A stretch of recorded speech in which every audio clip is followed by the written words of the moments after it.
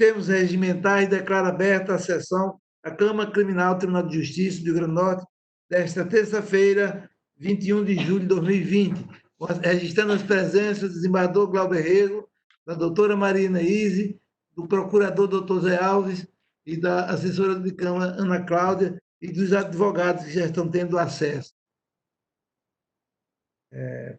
Leitura, discussão e aprovação da ata da sessão anterior, desembargador Glauber Rego. Aprovo. Doutora Marina Izzi. Aprovo, excelência. Expediente, doutora Ana Cláudia. Não há, excelência. Não há expediente. Então, passemos à conferência e assinatura de acordo. Desembargador Glauber Rego. Não tenho nenhum. Doutora Marina Izzi. Não tenho, excelência. Eu também não tenho. Passemos, então, aos julgamentos propriamente ditos. Há pedido de sustentação oral para os seguintes feitos. Vamos começar. O primeiro, o de número 16, é um habeas corpus, de número 0800-185-74, da terceira vara da comarca de Macaíba, impetrante Paulo César Ferreira, OAB-RN, paciente Lenine Pereira de Lima. Doutora Maria Neise é a relatora e o doutor Paulo César Ferreira é o advogado. Ele está presente? Bom dia. Vossa Excelência dispensa a leitura do relatório? Sim, Excelência. Sim. Pronto. Vossa Excelência tem o tempo regulamentar de 10 minutos. Gostaria de saudar esta corte, o presidente, doutor Gilson Barbosa, os demais embargadores, doutor Glauber Rego, doutora Maria Neise, o respeitável procurador, doutor Zé Alves, colegas advogados aqui presentes. A presente ordem de habeas corpus, onde eu requeiro o conhecimento e a concessão em razão do flagrante excesso de prazo. Né? Paciente policial militar que, no ano de 2017, respondeu ao inquérito, acompanhou, eu tive a oportunidade de acompanhar o inquérito policial, onde o acusado, o paciente, acusado de homicídio na comarca de Macaíba, compareceu a todos os atos processuais. Acompanhei o paciente em todos os atos processuais. No ano de 2019, mais precisamente em abril de 2019, ocorreu o recebimento da denúncia, bem como o decreto preventivo. Gostaria de ressaltar que o paciente ele se apresentou espontaneamente. Em março, próximo pretérito, ou seja, após praticamente um ano do decreto preventivo, ajuizei novamente um pedido de revogação. O respeitável representante do Ministério Público entendeu que não havia excesso de prazo. E o respeitável, também respeitável, juiz da terceira vara de Macaíba, doutor Felipe, porque eu tenho maior apreço, mas o debate aqui é técnico, corroborou com a tese ministerial e indeferiu a revogação da prisão preventiva, alegando que não existia excesso de prazo. Excelências, agosto se avizinha. A prisão preventiva foi decretada em abril de 2019. Sequer nós temos uma audiência, a perspectiva de uma audiência, muito embora, na mesma comarca, outras audiências, inclusive de processos que eu represento, trabalho, atuo, foram atrasadas já na forma virtual. Então, entende a defesa que também gostaria de ressaltar que a prisão não foi revisada, o decreto preventivo ele não foi revisado, consoante elenca a nossa legislação em vigor. O policial militar também, eu já, no próprio, claro, não irei discutir mérito, até porque não cabe discussão de mérito no presente habeas corpus. Mas o paciente responde um outro processo em Ceará-Mirim, processo que existe uma delação, processo que o juízo de Macaíba requereu a prova emprestada no processo de Ceará-Mirim. Agora, no processo de Ceará-Mirim, o meu cliente o paciente encontra-se com a prisão revogada. Inclusive, com 7 acusados, apenas 2 tiveram a prisão revogada e o paciente, pelo juízo de Ceará-Mirim, que a delação que existe nos autos de Ceará-Mirim é a mesma delação dos autos de Macaíba, o paciente encontra-se com a prisão revogada. Então, a defesa entende o presente pedido, o conhecimento e a concessão, ela é de fato de direito, é de justiça, pelo fato de o paciente, policial militar, paciente que no lapso temporal de 2017 até a sua prisão preventiva, o decreto preventivo, não há conhecimento de qualquer outra acusação. O paciente que, no período em que esteve solto, do momento do inquérito até o decreto preventivo, o decreto da prisão preventiva, não teve contato com qualquer testemunha arrolada pela denúncia. Então, no entendimento, no nosso entendimento, existe sim um flagrante excesso de prazo, até porque a prisão ela não foi revisada e entende este causídico pelo conhecimento e pela concessão da ordem de habeas corpus. Muito obrigado a todos. Muito obrigado. Concedo a palavra ao Ministério Público. Parabenizo o advogado pela exposição hora feita, mas a posição do Ministério Público é diferente da do advogado. Eu vou ler apenas a emenda, um parecer da 16ª Procuradoria de Justiça. Emenda, habeas corpus, prisão preventiva, acusação correspondente ao crime de homicídio qualificado 4 vezes, em contexto de grupo de extermínio. Excesso de prazo para a formação da culpa justificado. Aplicação do princípio da razoabilidade. Complexidade do feito. Decreto prisional amparado em fundamentação idônea, ponderando o impacto da conduta do paciente. A pluralidade de réus, agravando o delito e o contexto criminoso, inaplicabilidade das medidas cautelares diversas da prisão. Alegações de costume em local insalubre e risco de contaminação em meio à pandemia, carentes de demonstração por prova pré-constituída. Recomendação número 62 de 2020, Conselho Nacional de Justiça, em razão da pandemia da Covid-19. Necessidade de avaliação caso a caso e impossibilidade de soltura automática, parecer pelo conhecimento e denegação da ordem. Essa posição do Ministério Público reiterada pela denegação da ordem. Com a palavra, senhora relatora. Eu estou conhecendo e denegando a ordem. Posso ler o voto aqui, se Vossas Excelências...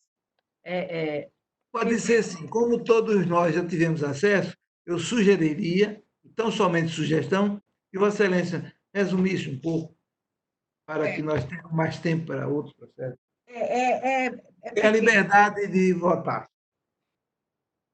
Principiando pela tese de ausência dos requisitos da preventiva, é de se ressaltar que a hipótese em lista trata de policial militar acusado de participar de grupo de extermínio, achando-se presentes provas da materialidade e fortes indícios da autoria. Demais disso, a custódia em baldrame, na garantia da ordem pública e na alta repercussão dos fatos, sobretudo se considerada a condição de policial militar do acusado. Logo, nada há para justificar o relaxamento ou revogação da custódia e, tal qualmente, a substituição pelas medidas cautelares do artigo 319 do Digesto Processual Penal. Já no tocante ao excesso de prazo, como já pontuado pelo desembargador plantonista quando do indeferimento da liminar, abro aspas, vez que o andamento processual se mostra condizente com as peculiaridades do processo, notadamente a quantidade de réus, a complexidade da causa e a necessidade de expedição de diversas cartas precatórias, não restando evidência da desídia do judiciário na condução do feito. Fecho aspas. Por fim, no alusivo à prisão domiciliar, malgrado se insista na idade genética e abstrata na ideia, digo, genérica e abstrata de ser o Covid-19 por si só suficiente a impor dita comutação, o impetrante não trouxe aos autos uma só prova a revelar ser o paciente pessoa do grupo de risco, nem tampouco de faltar assistência médica na unidade na qual se encontra preso. Nesse ponto, a propósito, bem ressaltou o Ministério Público. Isso posto, e em harmonia com a 16ª Procuradoria de Justiça, voto pela denegação da ordem. É o meu voto, Excelência. Muito obrigado, senhora relatora. Desembargador Glauber mantém o voto. Vossa Excelência já acompanha a relatora, não é isso? Acompanhe, sim. Desembargador Gilson, eu também acompanho. Eu faço apenas a ressalva. Primeiro, parabenizar o doutor Paulo César pela brilhante sustentação oral e uma sugestão à relatora de que, na parte aí dispositiva do seu voto, conste a determinação para que o artigo 316 do CPP ele seja observado, né? Que foi dito na tribuna de que não houve a revisão aí, a reanálise dos fundamentos da prisão preventiva. E há uma determinação de que a cada 90 dias isso seja feito. Então, para que conste essa determinação e que seja dado prioridade, há mais de um ano já, a preventiva, e o processo seja priorizado. Então, é uma sugestão aí à relatora para que faça constar essa determinação. No mais, eu... Uma sugestão, desembargador Glauber, e quero também parabenizar a defesa feita pelo nobre advogado. Obrigado, doutora Neise. Obrigado. Obrigado, desembargador Glauber, e posso proclamar que a Câmara Criminal, à unanimidade, denegou a ordem. Muito obrigado ao defensor aí do réu. Passemos ao processo seguinte, pela ordem do número 33. É também um habeas corpus de número 080-5419, impetrante Davi Dionísio da Silva, paciente Cid Lima de Moraes, desembargador Glauber é o relator, e eu pergunto a ordem... Está em mesa, desembargador? Pergunto ao doutor... Obrigado. Eu pergunto ao doutor Davi se dispensa a leitura do relatório. Eu dispenso a leitura do relatório, nobre desembargador. Pronto. Então, Vossa Excelência dispõe de 10 minutos para a defesa. A sustentação oral. Bom dia a todos. Primeiramente, minhas saudações ao nobre desembargador Glauber, ao nobre desembargador Gilson, à juíza convocada Maria Neise, aos serventuários, ao membro do Ministério Público, nossas saudações. O presente habeas corpus trata-se do paciente Cid Lima de Moraes, que está sendo acusado pelo artigo 121, inciso 2, 1 e 4, na forma do inciso 6, quando a vítima fatal, e artigo 14, 2 do CP, quando a vítima sobrevivente, combinado com o artigo 29 e 69 e artigo 288-A do Código Penal. Primeiramente, eu gostaria de trazer à banca o artigo 25, inciso 1 do Pacto de São José da Costa Rica, que diz o seguinte: toda pessoa tem direito a um recurso simples e rápido. Nobre desembargador Gilson, esse processo não está sendo rápido. O paciente já encontra segregado de sua liberdade há cerca de 1 ano e 4 meses. Foi marcada uma audiência agora em março, onde, em razão do coronavírus, essa audiência foi remarcada, foi desmarcada, sem previsão, né, de nova audiência. E o paciente, nobre desembargador Glauber, o paciente é portador de doença mental, conforme constam laudos nos autos, e inclusive recomendação para cuidados especiais. Ele tem pressão alta e necessita de um cuidado especial. Ele encontra segregado lá no CPI, onde passam muitos policiais e tal. Aí o que acontece? Ele encontra-se na faixa de risco, podendo, a qualquer momento, contrair o coronavírus. Então, nós peticionamos por outras medidas cautelares do 319 do Código de Processo Penal,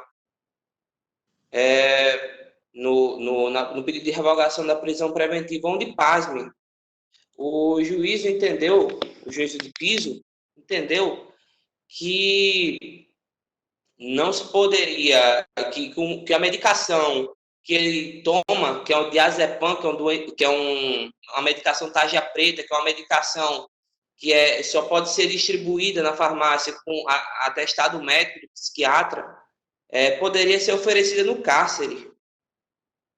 Então, eu gostaria que, sem querer entrar no mérito, considerasse os 30 anos de polícia sem nenhuma do paciente, sem nenhuma mácula na sua ficha disciplinar, um excelente pai, um excelente policial. Sendo assim, eu venho concluir pedindo que seja adotado outras medidas das hipóteses do artigo 319 do CPP, podendo até, inclusive, fazer o uso de tornozeleiro o paciente. Muito obrigado. Muito obrigado também. Com a palavra, o Ministério Público. Excelência, apenas para reiterar o parecer do Ministério Público, pela denegação da ordem, parabenizando o doutor Davi pela defesa apresentada, eu vou ler apenas a ementa. Habeas corpus, constitucional e processual penal, homicídio, organização criminosa, alegação de suposto constrangimento ilegal, decorrente do excesso de prazo, processo complexo, pluralidade de réus, tramitação do feito dentro dos limites da razoabilidade e proporcionalidade, dilação plenamente justificada pelas circunstâncias do caso, observância do comando do artigo 316, parágrafo único do Código de Processo Penal, legalidade da custódia cautelar, aplicação da recomendação número 62 do CNJ em razão da pandemia causada pela Covid-19, impossibilidade, circunstâncias concretas que afastam a soltura pretendida ou a substituição da prisão cautelar, manutenção da custódia da prisão preventiva que se impõe diante das circunstâncias fáticas. E o parecer é pela denegação da ordem. É só isso. Palavra do senhor relator. Presidente, o processo em mesa tem as mesmas particularidades do que foi julgado anteriormente na relatoria da doutora Neise. Eu, nos mesmos termos, estou aqui denegando a ordem, fazendo apenas a observação de que não há a demonstração de nenhum prejuízo ao tratamento de saúde do paciente. E que também, assim como sugerido a doutora Neise, eu farei constar aqui no meu voto a determinação para que seja observado o artigo 316, parágrafo único do CPP, e que seja dado prioridade aí no julgamento do processo. É o meu voto, senhor presidente. Obrigado, desembargador. Eu acompanho o voto de Vossa Excelência e peço agora o voto da desembargadora Maria Inês. Eu mantenho o meu voto já apresentado, Excelência, acompanhando o relator. Nessa condição, eu proclamo que a Câmara, à unanimidade, denegou a ordem de habeas corpus.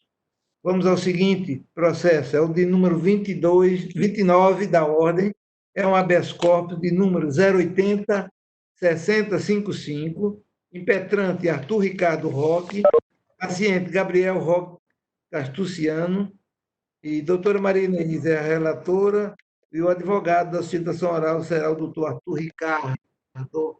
Doutor Arthur Ricardo está presente. Bom dia, doutor. Vossa Excelência dispensa a leitura do relatório?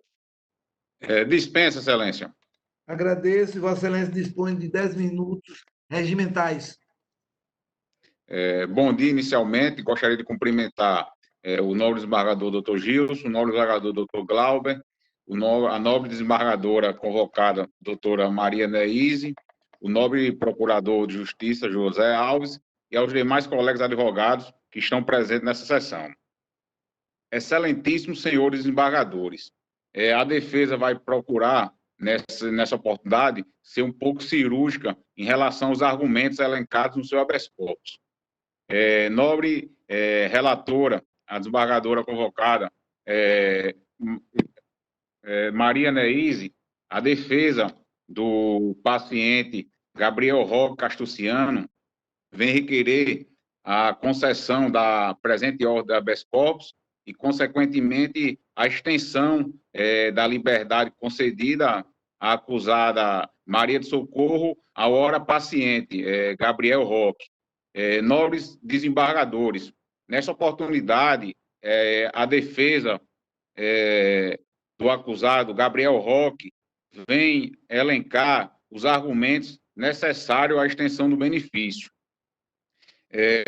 Desembargadora Maria Neise, o presente caso é da seguinte maneira: na ocasião da homologação do flagrante, a juíza que homologou a prisão do paciente concedeu a liberdade provisória da acusada Maria de Socorro sobre os argumentos que a mesma era ré primária, não constava na sua certidão de antecedentes nenhum outro processo criminal e que a acusada Maria de Socorro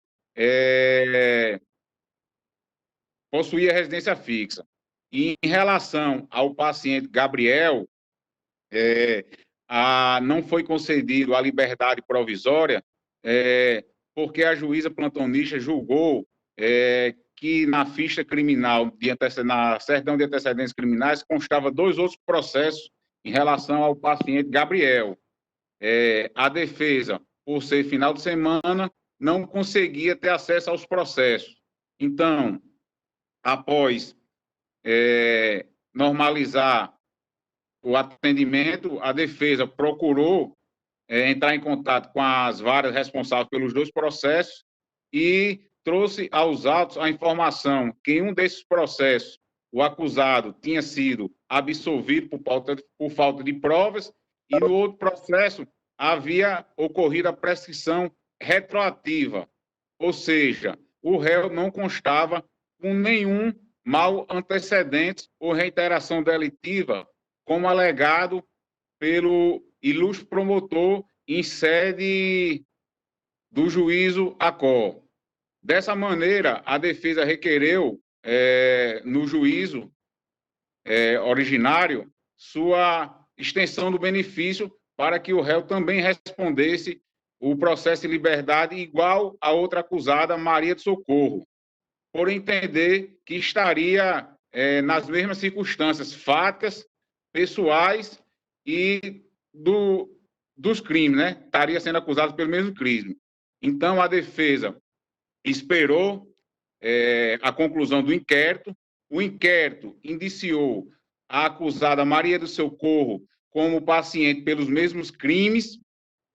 Dessa maneira, a defesa esperou ainda a denúncia do Ministério Público e a denúncia foi nos mesmos termos, denunciou o acusado Gabriel e a acusada Maria do Socorro pelos mesmos crimes.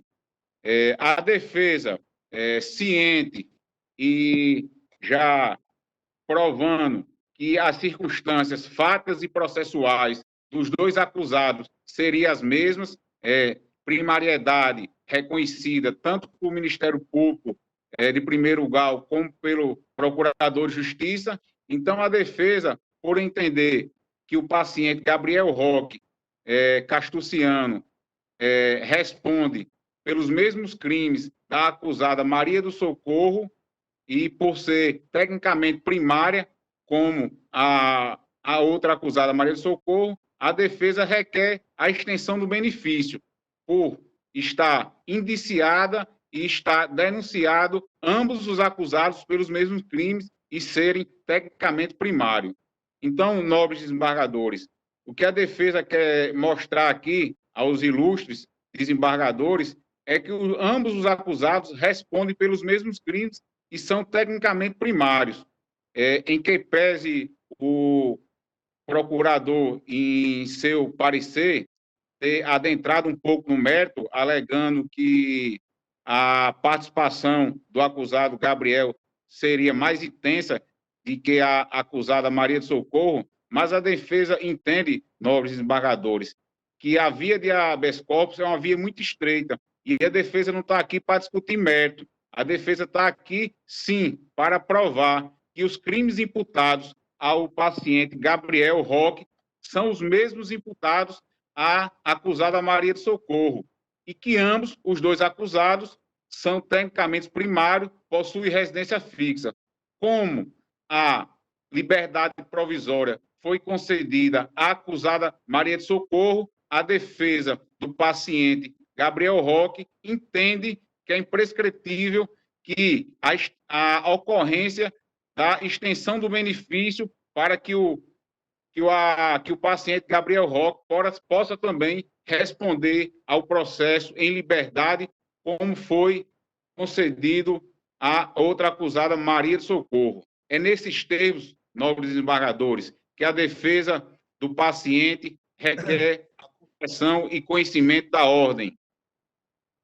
Muito obrigado, doutor Arthur. Uma palavra no Ministério Público. Parabenizo o doutor Arthur Ricardo pela exposição, pelo trabalho bem realizado, mas a posição do Ministério Público é divergente da defesa. Vou ler apenas a emenda mais uma vez para sintetizar a posição do Ministério Público. Habeas corpus, prisão preventiva decretada pela suposta prática de tráfico de drogas e associação para o tráfico. Artigos 33 e 35, ambos da Lei nº 11.343, de 2006. Mérito: pleito de revogação da preventiva.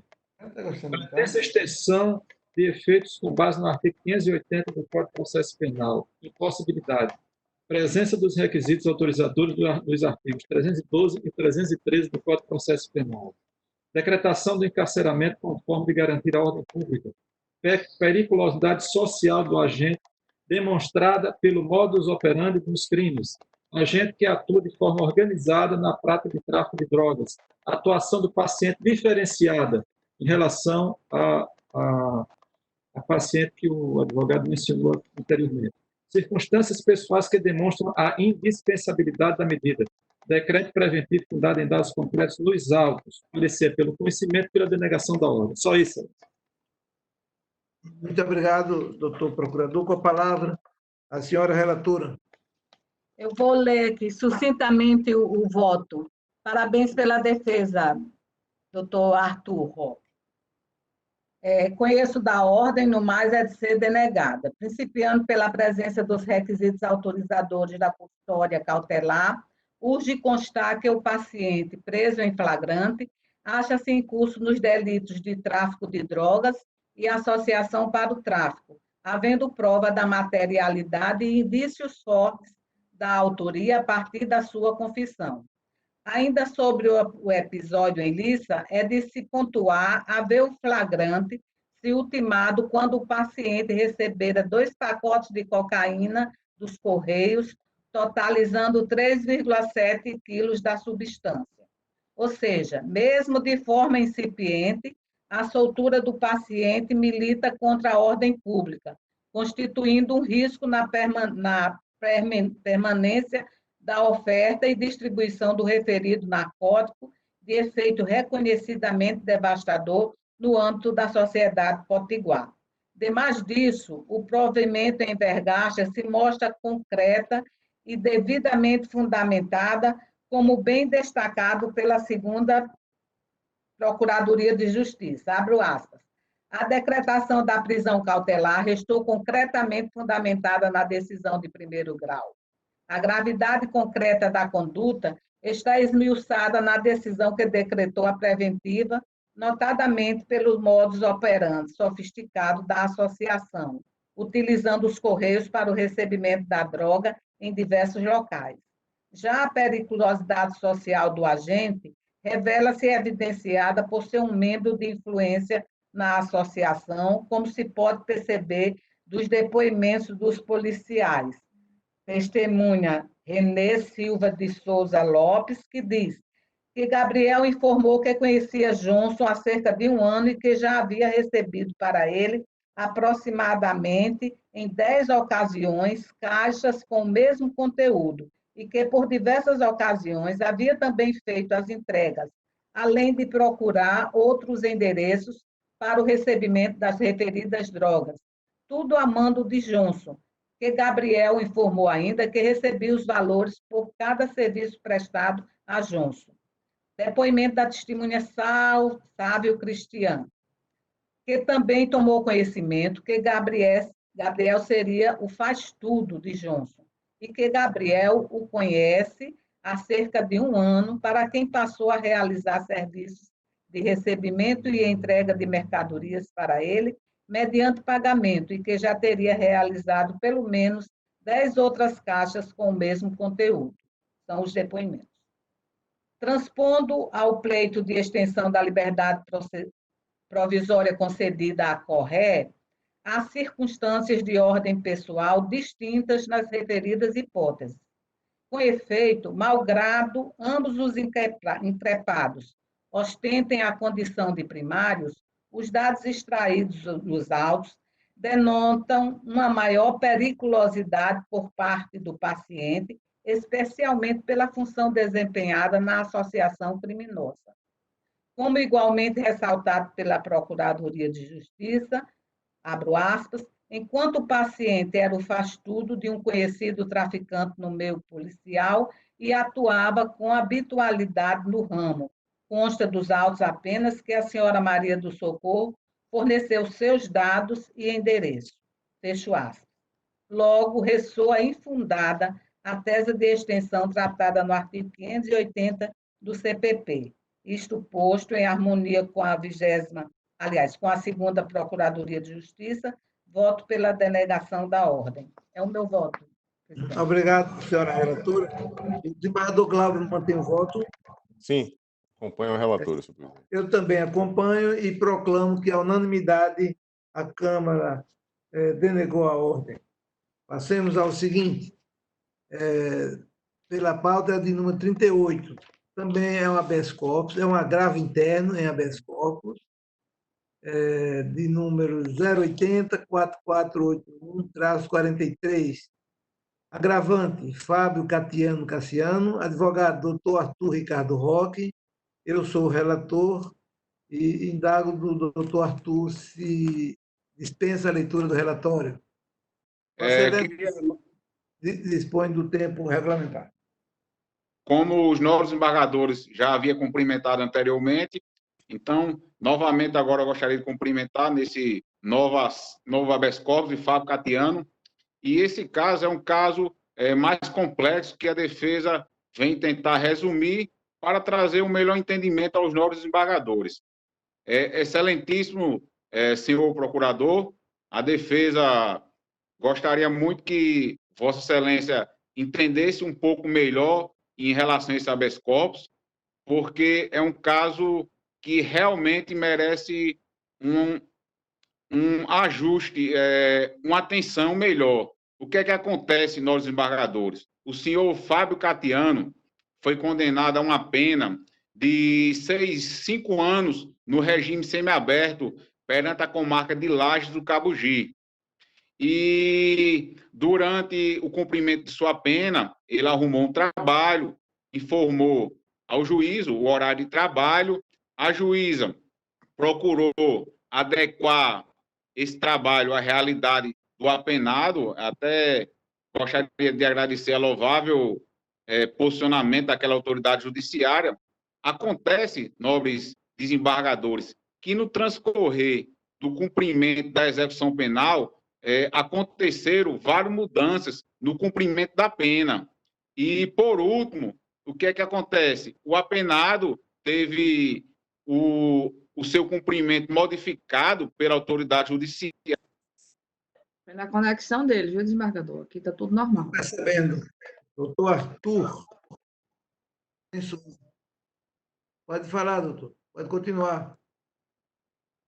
Então, a defesa sustenta que é cabível aqui a conhecimento da ordem de habeas corpus para que seja dado que está patente aí o constrangimento ilegal, porque aqui a defesa não quer discutir mérito no sentido se aconteceu ou não falta grave. a defesa aqui traz um constrangimento que é explícito, é patente, ou seja, o apenado não foi intimado da decisão que modificou o seu cumprimento de pena, ou seja, só para vocês terem uma ideia, a defesa protocolou um recurso, né, competente junto à comarca de origem, no sentido de rever essa regressão, né?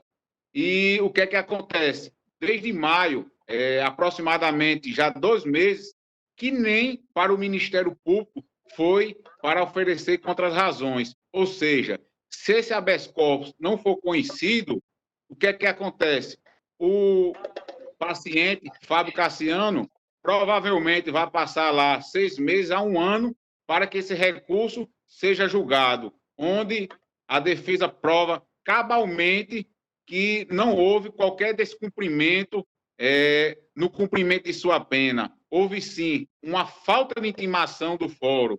O que é que aconteceu, nobres desembargadores? A juíza de Laje modificou a decisão e determinou que o paciente Fábio Cassiano não poderia sair de casa nas terças-feiras. E ele não foi intimado dessa decisão. Então, ele, por desconhecer que havia essa nova decisão, ele continuou saindo nas terças-feiras de sua residência, da pena, né? E, consequentemente, ele teve a sua regressão do regime prisional, do semiaberto para o fechado. Então, Vossa Excelência, a defesa aqui sustenta que é caso, sim, de cabimento da presente ordem de habeas corpus, não para discutir mérito, mas pelo constrangimento legal que o paciente vem sofrendo, que está preso aí há 3 ou 4 meses, sem sequer ter ido ao Ministério Público para a apresentação das contrarrazões. Isso nem iniciou o julgamento do recurso, porque não chegou ao Tribunal de Justiça. Imagine esse paciente passar 1 ano para poder ter direito ao julgamento do seu recurso. Por estar patente o constrangimento ilegal em relação ao apenado não ter sido intimado da mudança do seu cumprimento de sua pena e, consequentemente, ter gerado a falta grave que gerou a sua regressão, a defesa requer que o presente habeas corpus seja, sim, conhecido por ser maneira de justiça e está provado nos autos que existe, sim, um constrangimento ilegal em desfavor do paciente Fábio Cassiano. Assim requer a defesa. Muito obrigado. Com a palavra, o representante do Ministério Público. Excelência, apenas para reiterar as contrarrazões apresentadas, no sentido de não provimento do recurso, levando em consideração que, inclusive, houve mais de um pedido de reconsideração por parte do doutor Arthur Roque, que sempre atua muito bem na defesa de seus clientes, a gente tem visto isso aqui nessas 2 sustentações orais, mas a posição do Ministério Público permanece a mesma, Excelência. A discussão sobre o excesso de prazo, até como bem posto aqui pelo advogado, mencionando que já foi protocolado recurso de agravo em execução no sentido de combater a decisão do regime, mas entendeu que o julgamento do recurso demora bastante tempo, no mínimo 6 meses, isso sendo muito otimista, porque o ato 41 era patente. Essa é a sustentação para o cabimento do habeas corpus. Mas eu mantenho a posição que foi externada pela 3ª Procuradoria de Justiça, pelo não provimento, levando em consideração que já houve mais de uma posição com relação ao relator, informando e mencionando a utilização do habeas corpus como sucedâneo de um recurso de agravo em execução. O Ministério Público mantém as contrarrazões pelo não provimento. Essa é a posição do setor. Obrigado, doutor procurador. O meu voto foi oportunamente disponibilizado aos demais julgadores e a mim me parece que a emenda, embora pequena, seja suficiente. Digo o seguinte nela: penal e processual penal, agravo interno em habeas corpus, insurgência contra ato do relator que indeferiu liminarmente a ordem, utilização como sucedâneo recursal e resignação passível de combate por agravo em execução. Artigo 197, da LEP, ausência de constrangimento legal, recurso conhecido e desprovido em consonância com o parecer ministerial. Eis o meu voto e peço a manifestação da doutora Maria Neise. Eu já analisei, presidente, excelência, e mantenho o meu voto, já exposto, acompanhando o relator. Obrigado. O desembargador Glauber Rego. Também, senhor presidente, ratifico o meu voto já registrado no sistema. Pronto. Proclamo que a Câmara, à unanimidade, acompanha o voto do relator, conhecendo e votando pelo desprovimento do recurso. O último processo aqui de sustentação oral é o de número 4, é agravo de execução penal, de número 080-57977. Agravante, Jair Diego da Silva, advogado, doutor Alexandre Souza Cassiano, relatora é a doutora Maria Neise, advogados, André Danta de Araújo e Alexandre Souza Cassiano. Algum dos dois advogados habilitados se encontra presente? Sim, Excelência. Bom dia a todos. O doutor André. Vossa Excelência dispensa a leitura do relatório? Sim, Excelência. Vossa Excelência dispõe de 15 minutos. Com a lei da Câmara Criminal, eminentes desembargadores, os quais saúdo na presença do doutor desembargador Dr. Gilson Rabo Barbosa, e estendo aos demais, inclusive o doutor Procurador de Justiça, doutor Zé Alves, e todos os advogados demais presentes nessa sessão.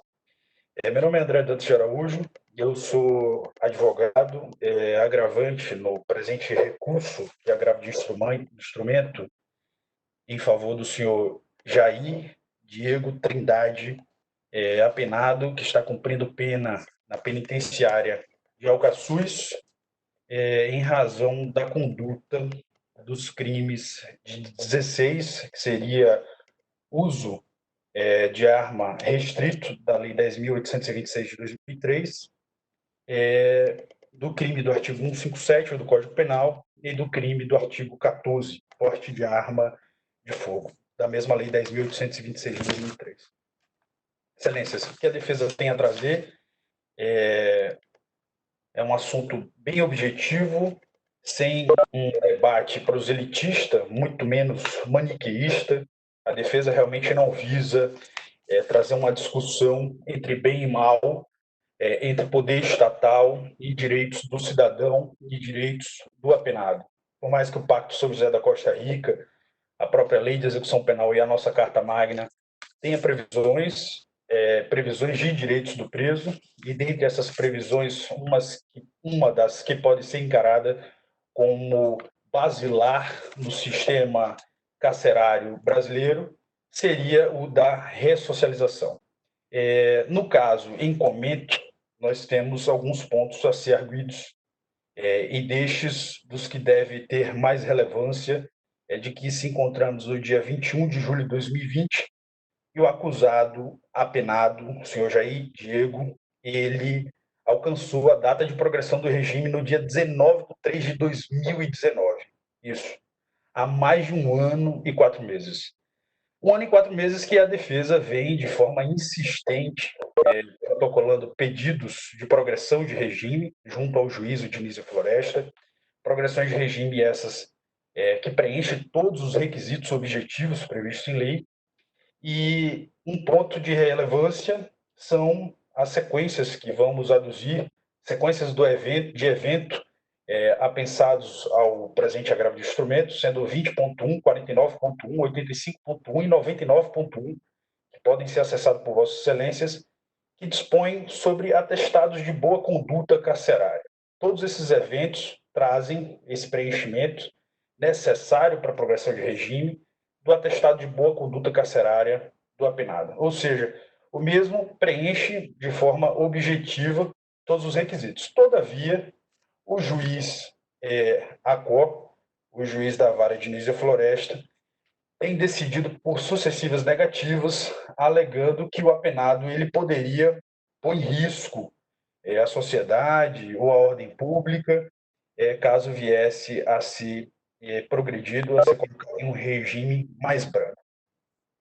Por incrível que pareça, nós temos uma decisão no qual este causídico também atuou, alguns anos atrás, na própria vara de Diniz e Floresta, no processo número 023-0382-16-2007, em que tinha como apenado o senhor Antonioni Ferreira. E esse senhor Antonioni Ferreira, ele tem uma lista de processos, de 8 processos, entre furto, apropriação indébita e roubo, e receptação. E neste caso em específico do senhor Antonioni Ferreira, a vara de Diniz e Floresta, ela concedeu a progressão de regime. Ou seja, a defesa e a própria sociedade se encontra em uma falta de uniformização, se encontra em uma situação, digo, advogado criminalista, atuante na vara de Diniz e Floresta, no qual não há padrões de isonomia previstos na Constituição Federal, em permitir com que alguns progridam e que outros tenham a progressão negada. O senhor Jair Diego, como já disse, tem essas negativas sendo realizadas pelo juízo de Diniz e Floresta e, infelizmente, o juízo de Diniz e Floresta também não segue alguns nortes, algumas diretrizes tomadas por outros juízes da execução penal, como o próprio juiz, doutor Henrique Baltazar, representante da 12ª Vara de Execuções Penais, agora 17ª, aqui na comarca de Natal, no qual o doutor Henrique Baltazar, averiguando que alguém cometeu um crime em fase de cumprimento de pena em regime mais brando, no semiaberto, no regime aberto ou no livramento condicional, ele, após o cumprimento do saldo remanescente da pena, ele aplica uma espécie de falta, de punição de 90 dias. Então, os juízos das outras varas de execução penal, Ceará-Mirim, Natal, a gente averigua que eles, após o cumprimento da pena,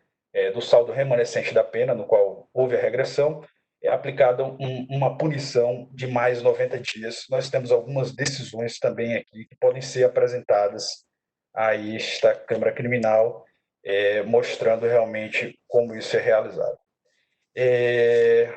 Mas, já adiante, o que a defesa entende é simples, Vossa Excelência. Realmente o acusado, o apenado, ele preenchendo os requisitos e não havendo uma delimitação própria pelo juiz Diniz e Floresta quanto ao direito do mesmo alcançar uma progressão de regime, isso já se estendendo a mais de 1 ano e 4 meses, sempre com negativas, a gente tem uma insegurança jurídica quanto à lei de execuções penais e não tem uma ciência de quando realmente esse acusado vai poder progredir e ser inserido realmente na sociedade, que é o que prevê a lei de execuções penais, ou seja, sendo ressocializado.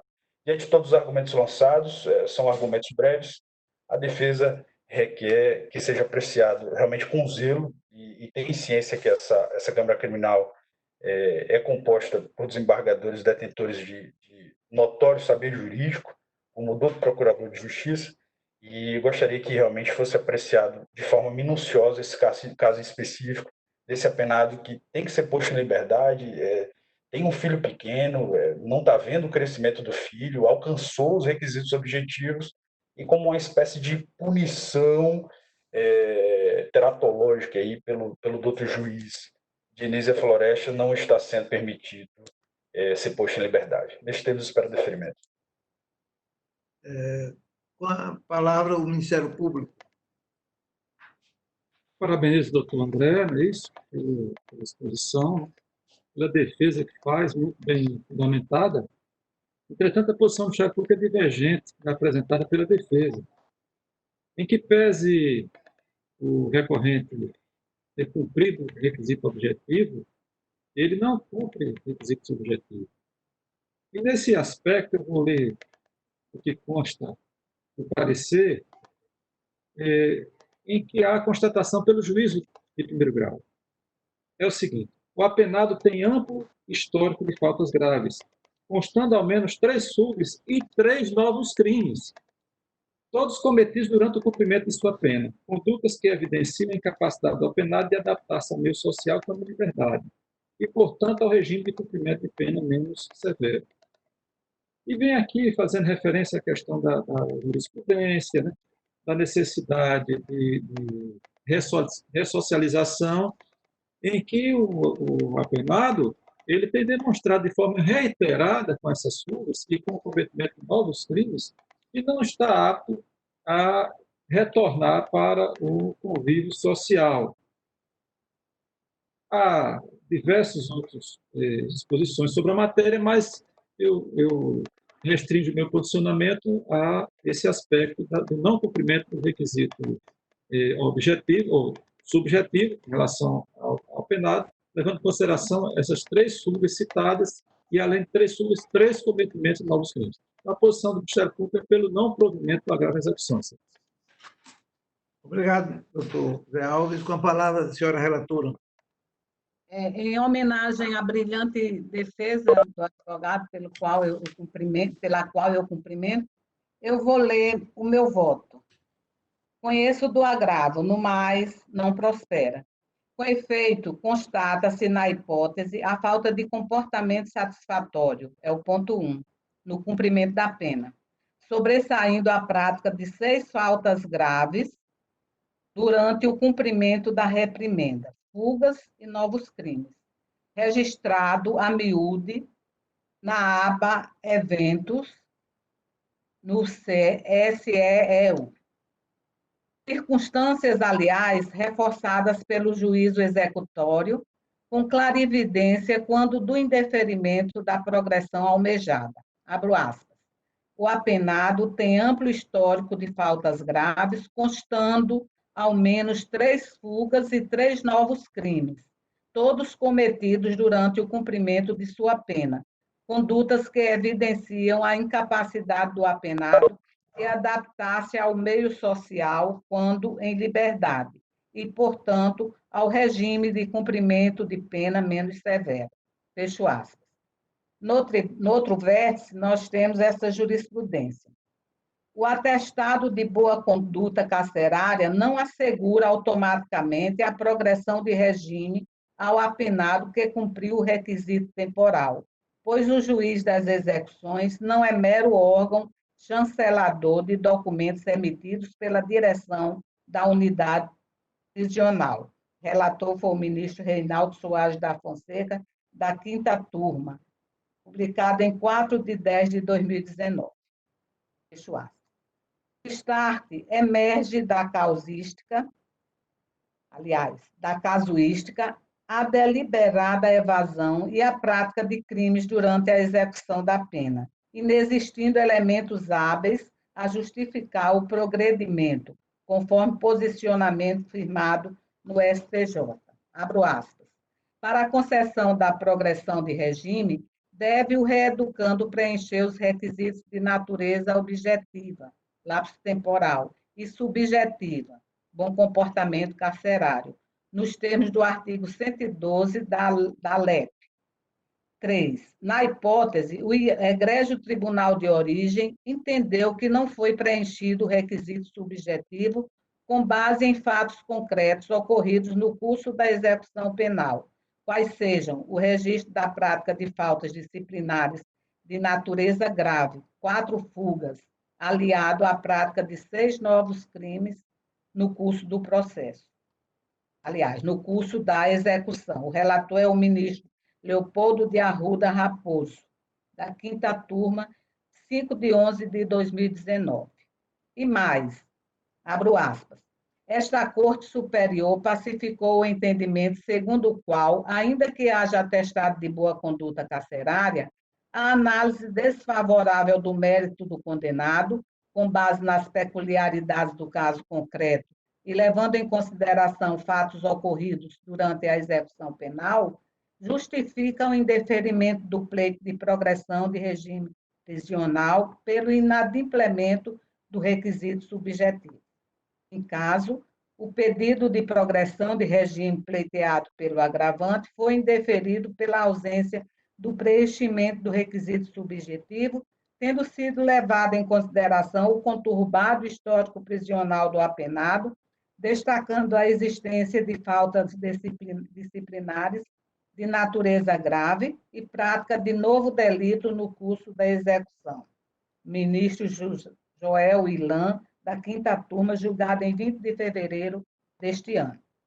Afinal, é assente no Tribunal da Cidadania o entendimento de o histórico carcerário conturbado, com inúmeras anotações de faltas graves, como deserções e práticas delitivas durante a execução, impede a promoção de regime, pois não possui bom comportamento carcerário, por deixar de assimilar a contento a terapêutica penal.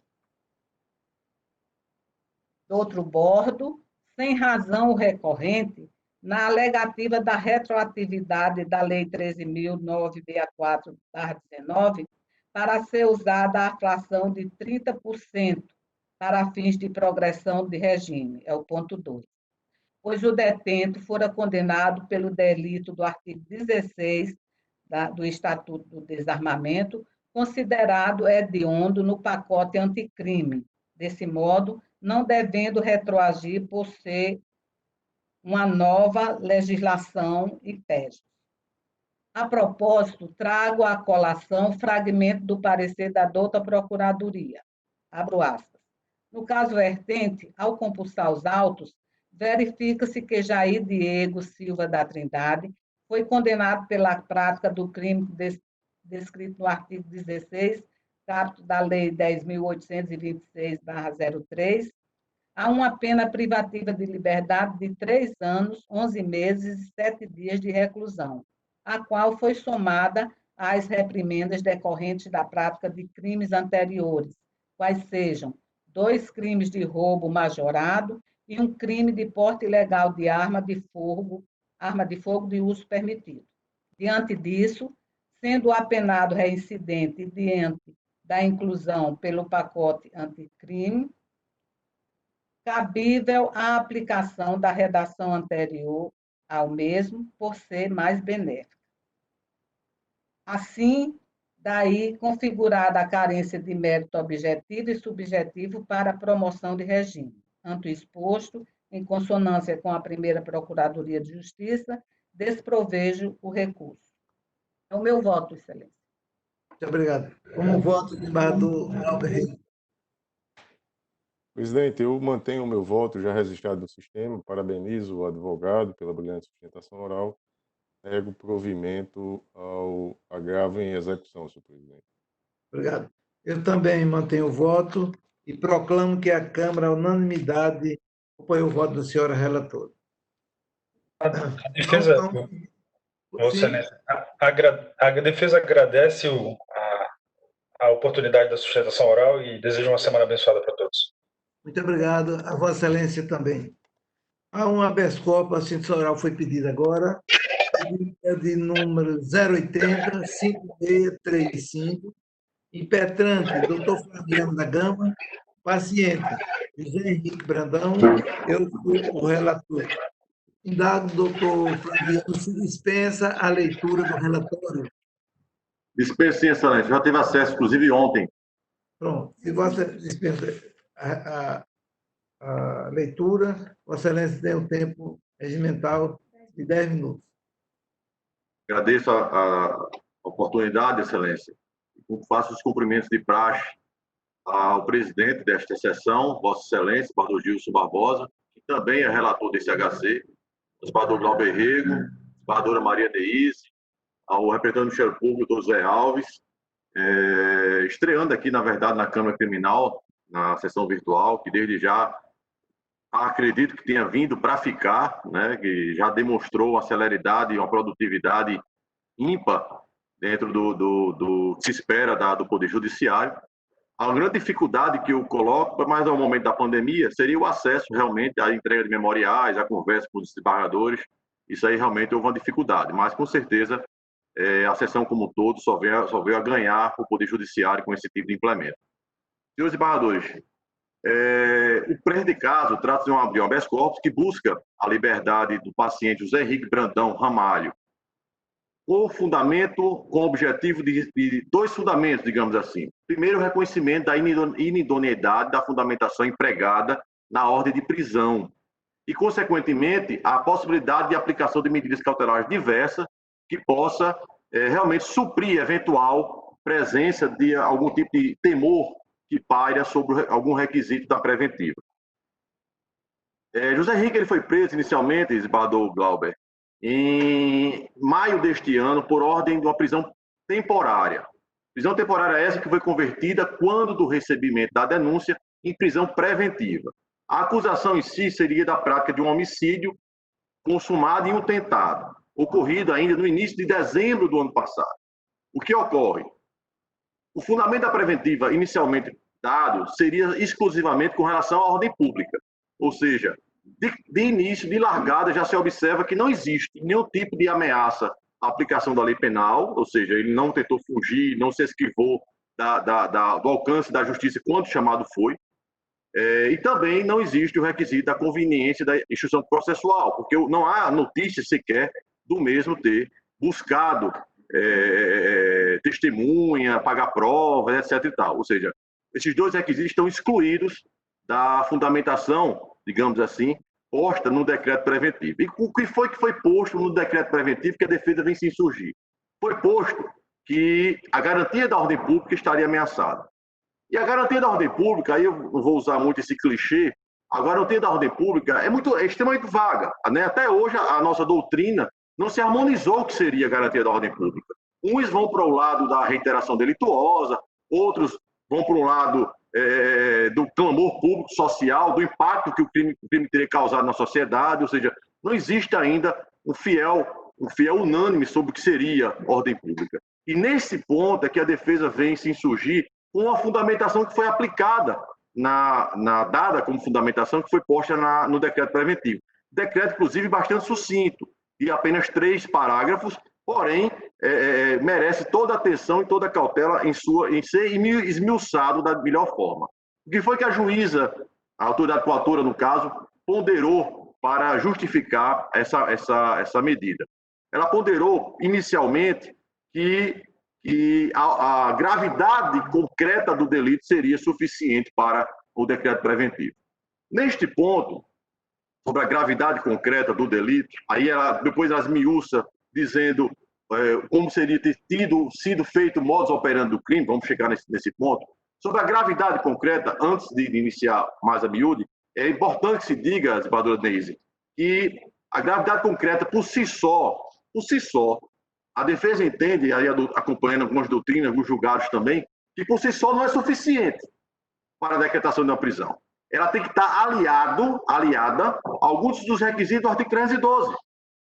Porque um dos requisitos, a gravidade concreta do crime, não está elencada no 312. Então, ela tem que estar associada a algum desses requisitos para aí sim fazer valer o seu argumento. E a gravidade concreta, nós observamos também algumas decisões, Bado Glauber, que ela vem sendo posta até como carimbo.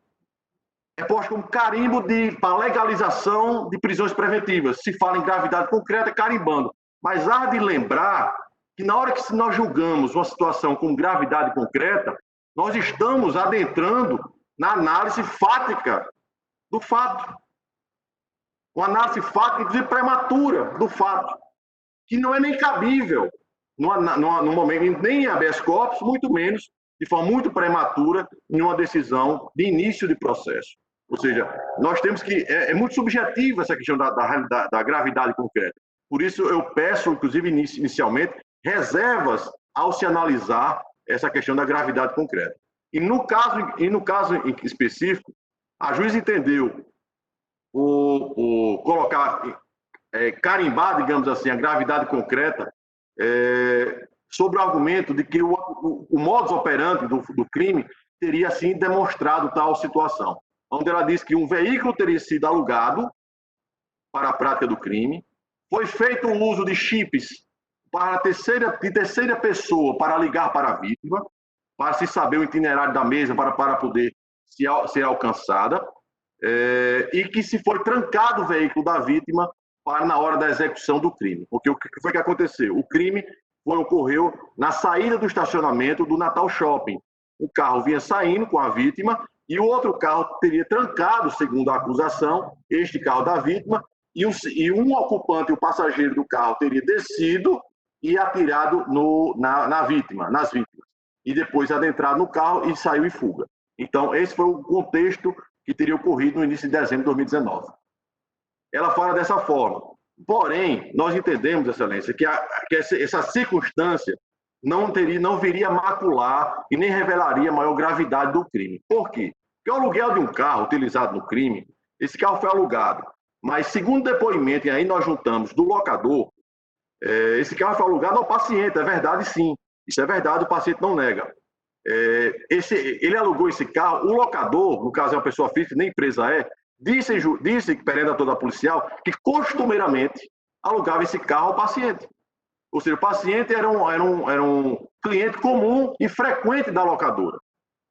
Ou seja, é uma locadora específica que já conhece o paciente. Não foi uma locadora desconhecida, o carro não foi alugado com nome falso, o carro não era clonado, o carro não era roubado, que são circunstâncias que quando o crime é premeditado, é mais complexo, ele geralmente essas circunstâncias o acompanham.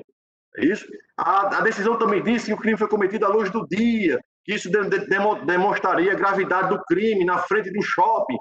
Ora, excelência, já pensou se o crime tivesse cometido no período noturno, em lugar ermo? Seria muito mais complexo, repito. Seria muito mais extraordinário o cometimento do crime. Mas não em frente a um shopping, onde, com certeza, é sabido que existem câmeras poderosas, potentes, que fazem a identificação do veículo e que assim o fez.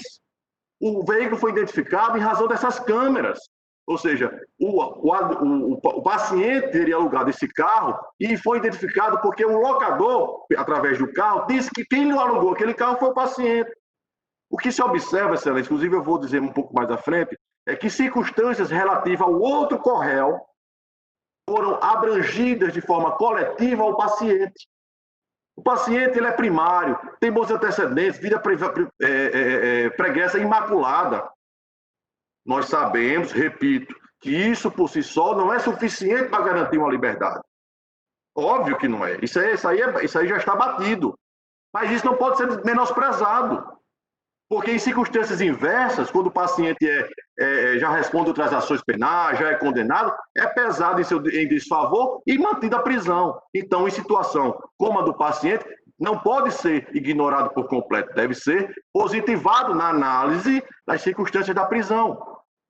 Foi dito também que os acusados teriam usado um chip que teria no dia da execução do crime. Isso motivaria o fato concreto. O chip teria sido habilitado um dia anterior e após o crime teria sido desabilitado. Não é a situação do paciente. Não é a situação do paciente. O paciente... Obrigado, excelência. O paciente ele não alugou chip. Isso aí foi coisa do outro corréu. O corréu realmente habilitou um chip e desabilitou após o crime. O paciente não. Usava o chip que usava há anos.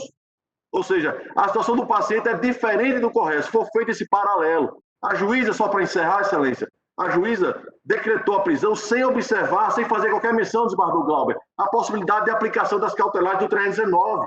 Ela nem menção fez, como se isso não existisse. Onde a defesa entende que tal aplicação pode ser feita, seja monitorando eletronicamente o paciente, que é o praxe hoje e é de forma muito positiva aplicado pelos juízes das varas criminais, seja obrigando ele a comparecer periodicamente em juízo. O paciente nunca se furtou a aplicação da lei, sempre compareceu aos chamados que foi feito. Assim, a defesa entende, aí encerrando, excelência, pela exiguidade do tempo, teria alguns debates ainda a fazer, mas entende que, diferentemente da posição posta pelo representante do Ministério Público, nem seu parecer, que na verdade não adentra no mérito do habeas corpus, um parecer mais aberto, entende que a aplicação das cautelares podem sim e são suficientes para evitar a medida extrema. Assim, a defesa pede deferimento do HC. Muito obrigado, senhor.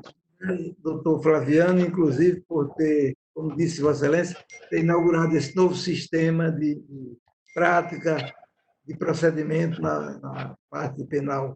Você dá a palavra ao Ministério Público.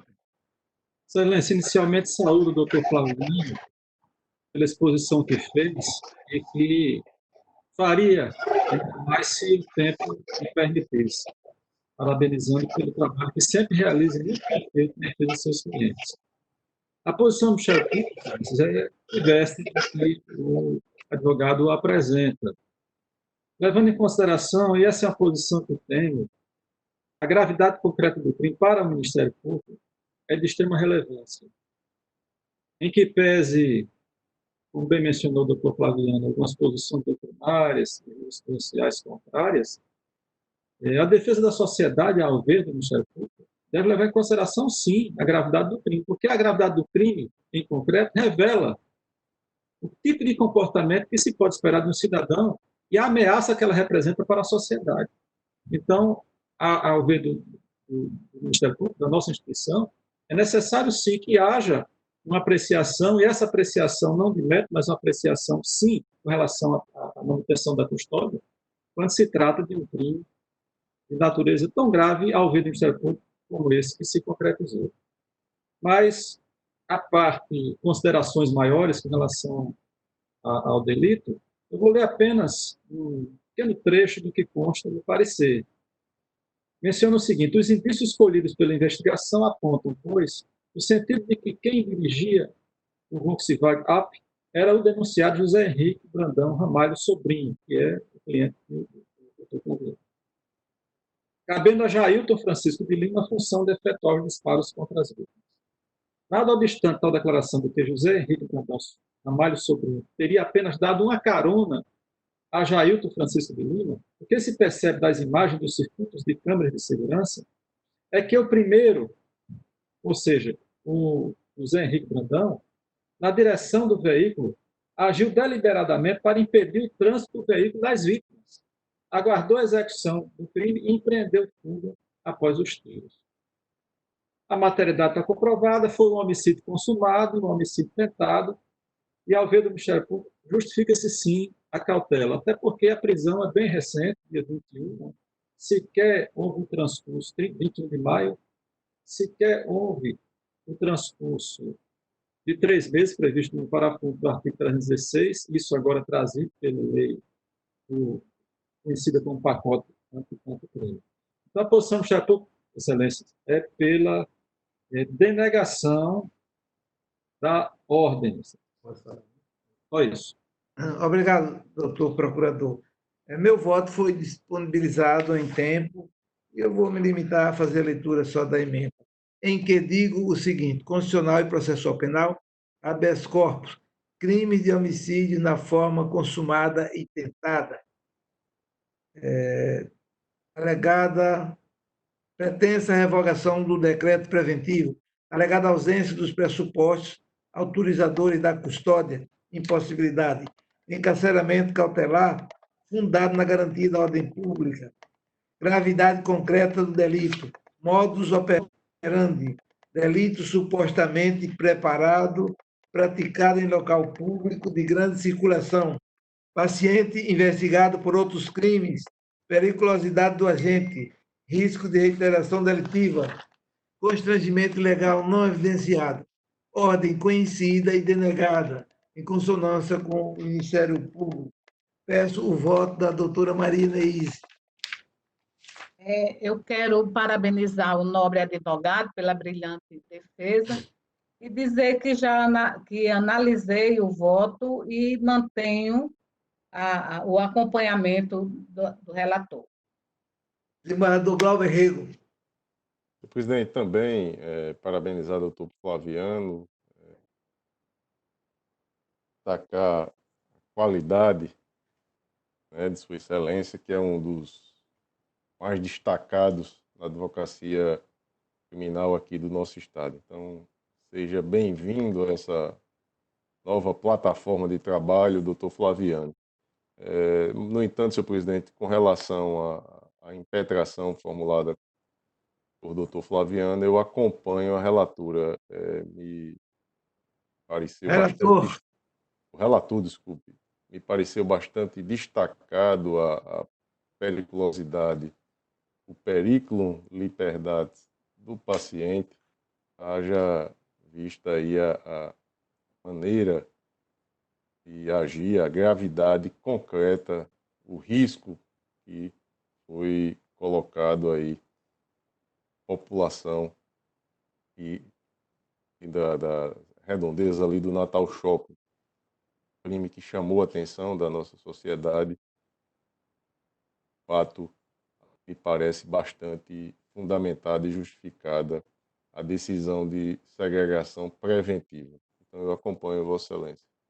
Agradeço e registrando os agradecimentos ao doutor Flaviano, que volte sempre para participar das sessões dessa Câmara. E proclamo que a Câmara, à unanimidade, acompanhou o voto do relator, denegando a ordem. Acabaram-se os processos de sustentação oral. Pauta anterior. O PJE tem de número 14, recurso em sentido estrito.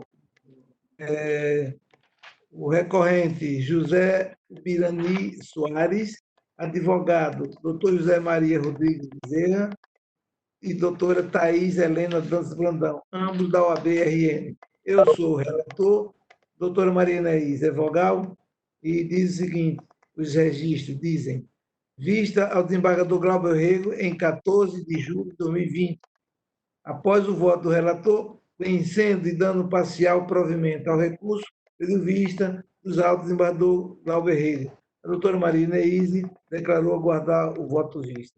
Em mesa, desembargador?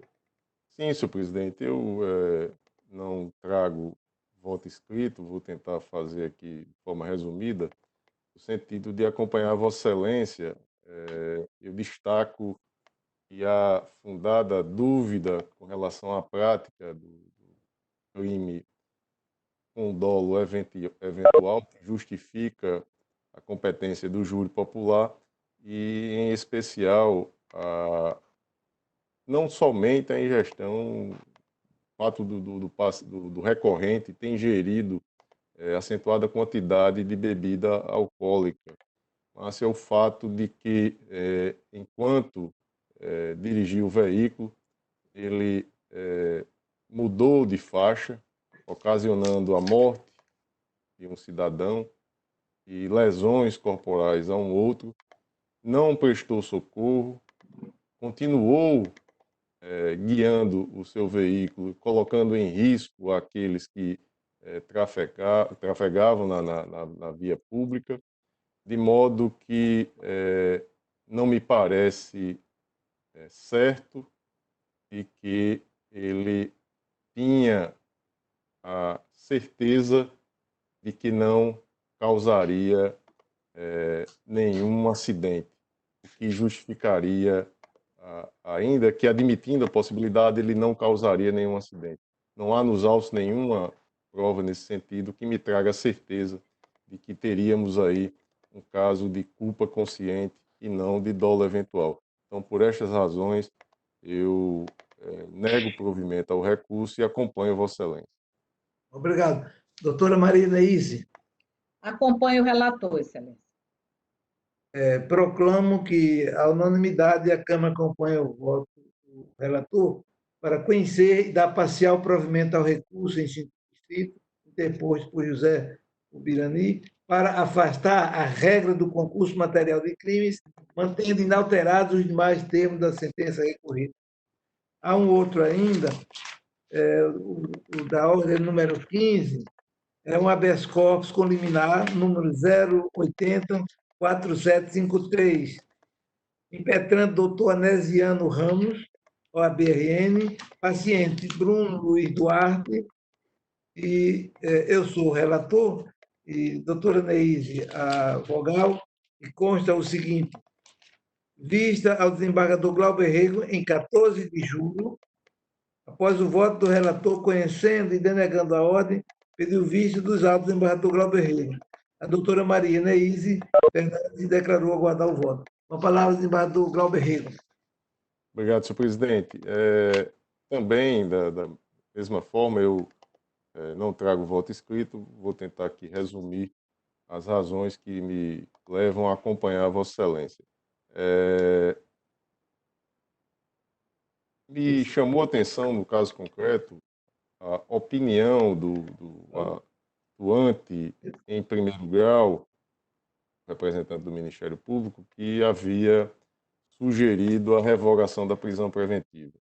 E aí pedi vista dos autos e, numa melhor análise, senhor presidente, o caso concreto, ele tem destacado na decisão de segregação preventiva a natureza do crime sugerida lá pela magistrada, de que seria caso de dolo eventual diferente de outros em que aqui na Câmara Criminal eu tenho votado pela liberdade quando se tem um encaminhamento para a culpa consciente. E no caso concreto, a magistrada de primeiro grau, ela deixa claro a casuística em que o homicídio aconteceu, senhor presidente.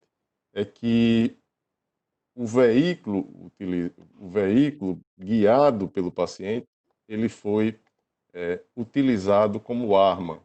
Ele foi guiado pelo paciente, utilizado para perseguir um senhor já com 65 anos de idade, que guiava sua motocicleta e que ele abalroou esse veículo. Não satisfeito, ele passou o veículo por cima do corpo que estava caído lá ao chão, evadiu-se do local, não prestou assistência. Então, em verdade, se tem aí uma demonstração da periculosidade social, o que é diferente de outros casos aqui, em que tenho votado pela liberdade, não se trata de um simples acidente de trânsito, mas sim tudo leva a crer de que o veículo foi utilizado como uma arma para se alcançar a morte daquele que era perseguido pelo veículo. Então, eu acompanho Vossa Excelência fazendo esse destaque. Doutora Maria Neise. Acompanho o relator. Obrigado. Ante a manifestação de todos, eu proclamo que a Câmara, unanimidade, acompanha o voto do relator, conhecendo e denegando a ordem consoante o voto apresentado, parte integrante deste julgamento.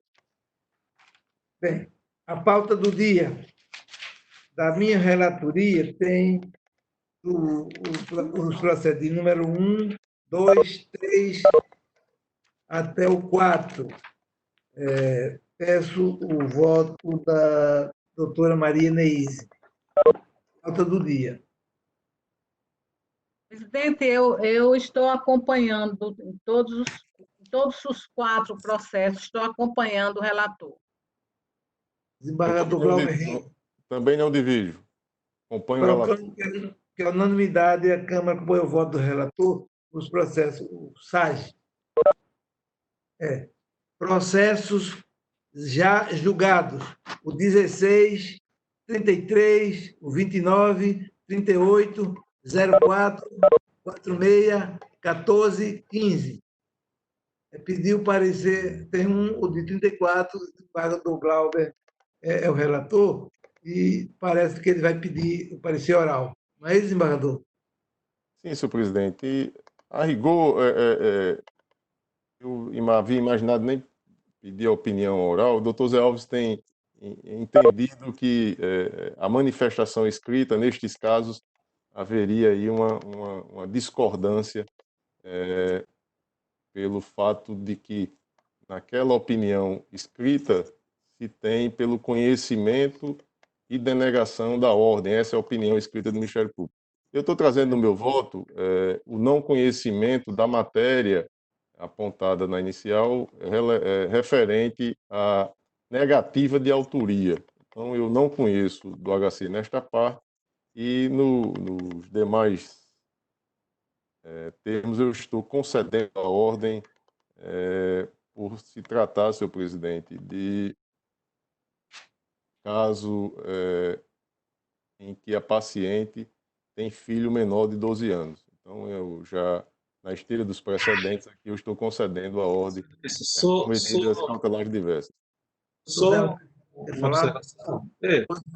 Em relação a essa matéria, desembargador Glauber, verificando o parecer, que é da 15ª, doutora Diego Lutz, ela não adentra a essa questão que Vossa Excelência traz. Então, e da parte do Ministério Público, eu não vejo problema em me pronunciar sobre a preliminar, levando em consideração que não foi apreciada. Embora, quando o parecer foi pela denegação, pelo conhecimento, está na emenda, né?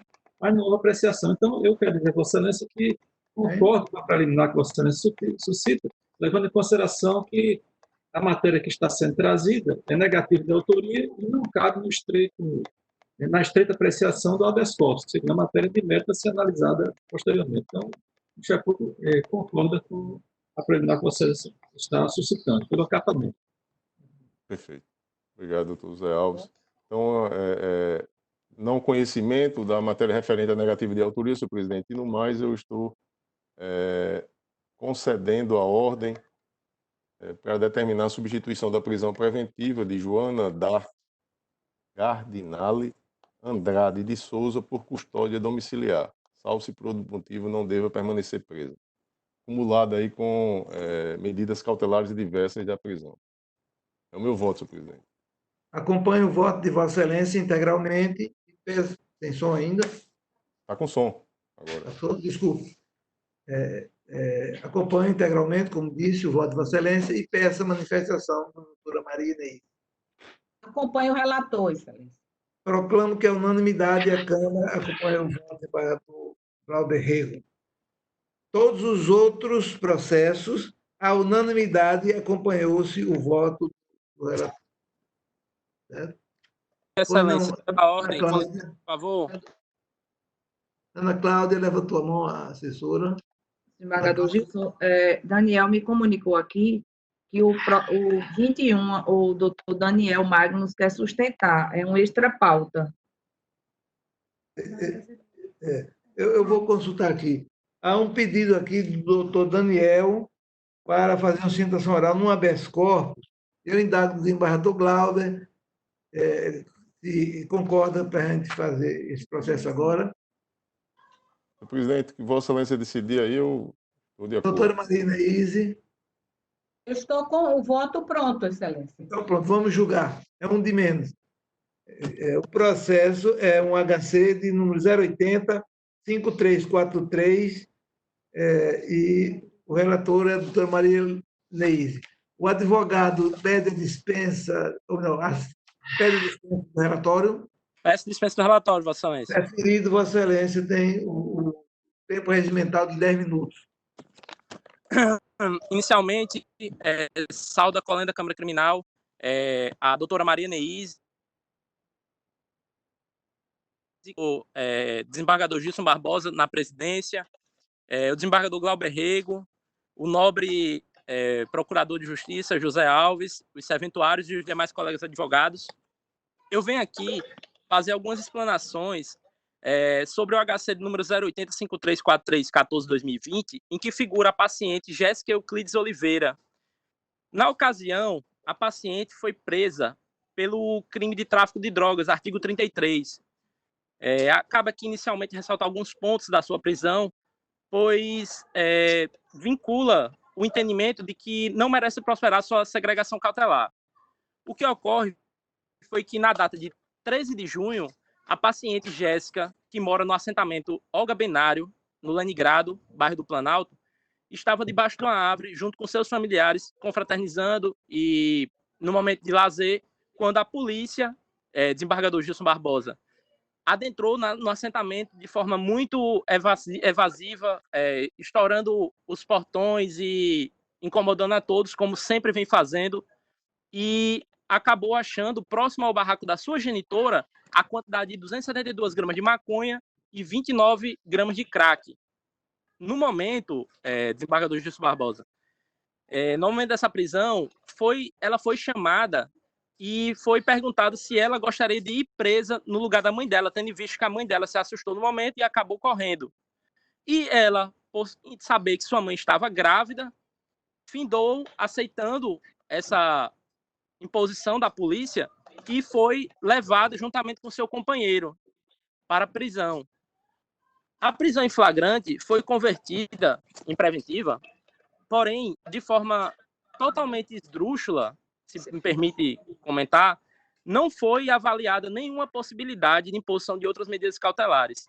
Isso porque a paciente é réprimária, tem endereço fixo, nunca entrou numa delegacia e na sede de apreciação do auto de prisão em flagrante, o douto magistrado entendeu que ela, por ser companheira de um suposto denunciado, que foi preso junto com ela, estava evidenciado o perigo dela em liberdade. O que, no caso em concreto, isso só por si só não figura. A defesa entende que a prisão preventiva é a última ratio. Existe um caminho para ser traçado antes do decreto cautelar da segregação da prisão preventiva. E esse caminho não foi traçado. Não foi observado nenhuma das cautelares para imposição para a paciente Jéssica Euclides. E, no caso em concreto, junto do pedido de apreciação, junto da apreciação do auto de prisão em flagrante, a defesa protocolou um pedido de liberdade provisória, acostou as certidões de nascimento de suas filhas. Uma das filhas, inclusive, tem 1 ano e 4 meses, está amamentando, e não foi concedida a liberdade provisória, decretando assim a segregação cautelar da paciente. Ainda vale salientar que esta Câmara tem acompanhado o entendimento de quê? De que paciente, nos mesmos casos da senhora Jéssica Euclides, a Câmara tem concedido prisão domiciliar para pacientes, nesses termos.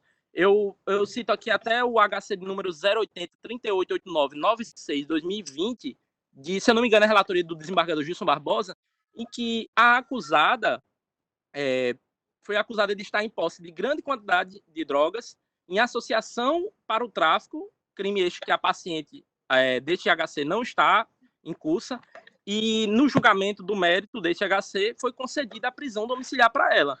Então, essa defesa entende o quê? Que deve ser aplicado também o mesmo entendimento para a paciente Jéssica Euclides, que deve ser passado esse caminho com a imposição de medidas cautelares para conceder a ela, e não justamente chegar e segregar a sua prisão preventiva de forma automática, como vem acontecido diversas vezes. Então, esta defesa entende que, sim, deverá ser concedida alguma medida cautelar para ela, e, em último caso, que seja determinado a prisão domiciliar, assim como nesse HC precedente da Câmara recente, de junho agora, em que a acusada foi pega com 40 quilos, se eu não me engano, de droga, e foi concedida a prisão domiciliar. Então, a defesa requer a imposição de medidas cautelares diversas da prisão. Bom para você escutar isso, né? E, em último caso, que seja concedida a prisão domiciliar com base no 318, inciso 3, pelo fato da paciente ter uma criança com 1 ano e 4 meses ainda em fase de amamentação. Terminou, doutor? Terminei. Obrigado. Doutora Neise, com a palavra. Excelência. Desculpe. Põe aqui, doutor José Alves, Ministério Público, para se pronunciar. Apenas parabenizo inicialmente o doutor que aqui se encontra, o doutor Daniel Magnus. Parabéns pela sustentação, faz a defesa de uma tese muito bem fundamentada. Agora, eu vou ler a ementa do parecer, que é da 16ª Procuradoria. Habeas corpus, crime de tráfico ilícito de entorpecentes, pedido de revogação da prisão preventiva e, alternativamente, da aplicação de medidas cautelares de vício da prisão. Decisão amparada na necessidade concreta de garantir a ordem pública, não debelada por condições subjetivas favoráveis à liberdade provisória. Ineficácia das medidas cautelares diversas da prisão para prevenir reiteração da leitura. Inteligência do artigo 318, inciso 5 do Código de Processo Penal. Princípio da dignidade da pessoa humana, proteção à convivência de criança com sua genitora, criança com idade inferior a 3 anos, ausência de prova da vulnerabilidade da criança e parecer pela denegação da ordem. Sustentando, em síntese, o seguinte, que o fato de ter criança menor de 12 anos, criança que há necessidade do cuidado da mãe, não é motivo suficiente para a concessão do habeas corpus. Nós já tivemos um julgamento nessa Câmara Criminal em que foi posto que quando a criança se encontra, inclusive o crime cometido na residência em que a criança convive tanto com o Cléo Bons, né, o pai, né, quanto com a Jéssica, que é a mãe. Então, a criança, a convivência dos filhos com a mãe, nesse caso, só revela um maior grau de reprovabilidade, porque o crime foi cometido justamente na residência. Então, como que se vai aplicar um dispositivo benéfico para piorar a situação de quem se quer melhorar, que é o caso da criança, para a convivência com a mãe? Então, nessa situação, nós tivemos julgamento já nessa Câmara Criminal, em que não se concedeu justamente sobre esse argumento de que a concessão dessa liberdade provisória, o atendimento da ordem, implicaria justamente em prejuízo para a criança. E, além disso, não foi comprovada a vulnerabilidade e a essencialidade da liberdade da Jéssica. Não parecer, Excelência, é pela denegação da ordem. Só isso. Obrigado, doutor Zé Alves. Com a palavra, a senhora relatora. Eu peço permissão para ler o voto, presidente. Fique à vontade. Obrigada. Conheço do habeas corpus, no mais, sem razão o impetrante. Em primeira nota, oportuno destacar o não conhecimento do mandamos no respeitante ao pedido de prisão domiciliar em decisão monocrática pretérita, por vislumbrar hipótese de supressão de instância. Vejamos a decisão. Abro aspas. Com efeito, a matéria soerguida no ponto 2, prisão domiciliar pelo fato de ser mãe, deve ser deduzida primeiramente junto ao primeiro grau, a quem compete o controle da legalidade do encarceramento e o cotejo probatório, sob pena de constituir hipótese de supressão de instância.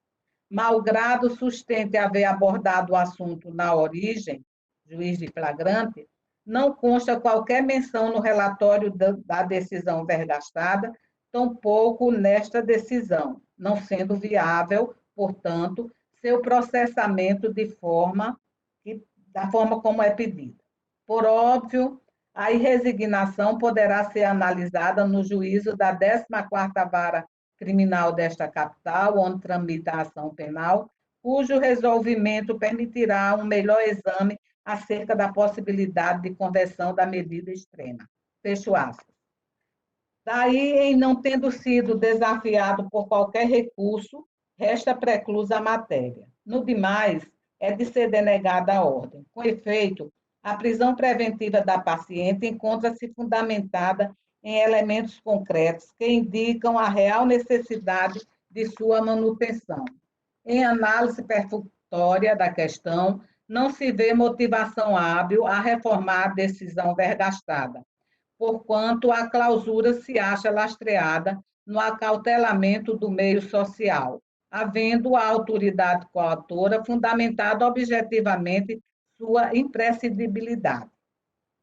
Mais adiante, a magistrada, eu transcrevo aqui uma parte da decisão, da sentença da magistrada, e mais na frente conclui a magistrada dizendo: tenho convicção dessa maneira sobre a necessidade de decretar a prisão preventiva dos autuados para a garantia da ordem pública. Quanto ao primeiro autuado, além dos elementos já citados, vislumbro que estava foragido da condicional, utilizando documento de identidade falsificada para se esquivar da aplicação da lei penal, vez que cumpriu pena decorrente do crime de roubo. Quanto à segunda autuada, a Jéssica, em que pesem as certidões acostadas revelarem que não possui antecedentes criminais ou é reincidente em crime doloso, entendo que a quantidade de entorpecente apreendido e dinheiro fracionado, aliado à informação de que a droga foi apreendida na residência de sua genitora, sugere a conduta delitiva tipificada no flagrante em tela, o que revela risco à sociedade. Em caso de igual jaez, o Tribunal da Cidadania vem orientando no sentido de se manter a ordem pública, como vemos aqui no agravo regimental publicado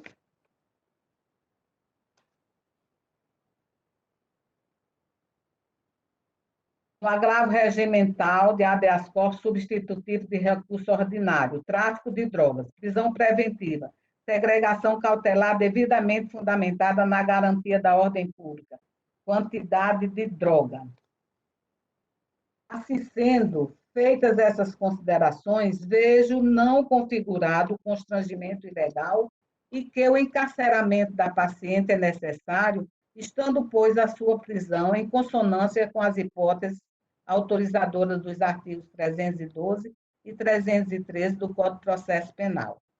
Por derradeiro, eventuais condições pessoais favoráveis da agente, por si sós, não são garantidoras da soltura, mormente por restarem identificados os requisitos legais da cautela, consoante tem decidido o Superior Tribunal de Justiça, abro aspas.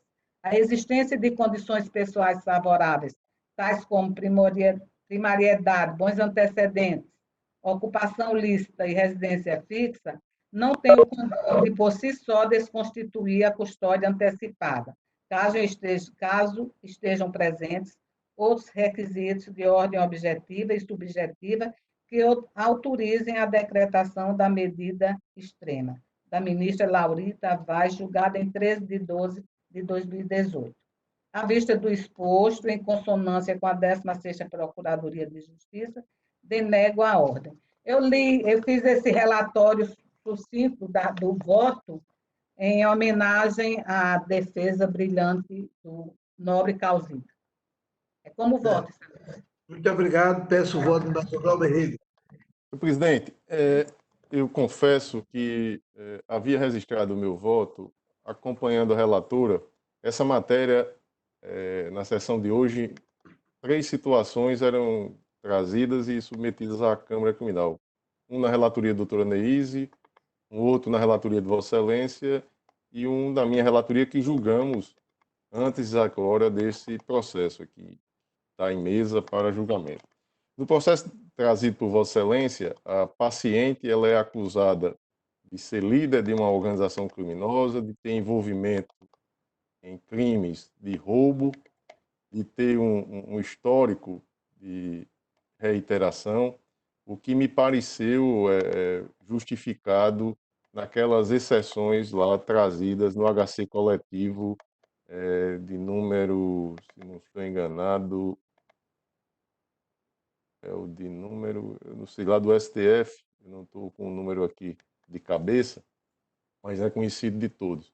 O de doutora Neise, ela trazia uma preliminar de não conhecimento sob pena de incorrer em supressão de instância porque a matéria não havia sido submetida no primeiro grau. E o meu que eu trazia pela concessão e que foi julgado aqui agora à unanimidade. Eu, em razão da minha preocupação com a segurança jurídica, senhor presidente, eu estou modificando meu voto nos seguintes termos. Eu não conheço do HC,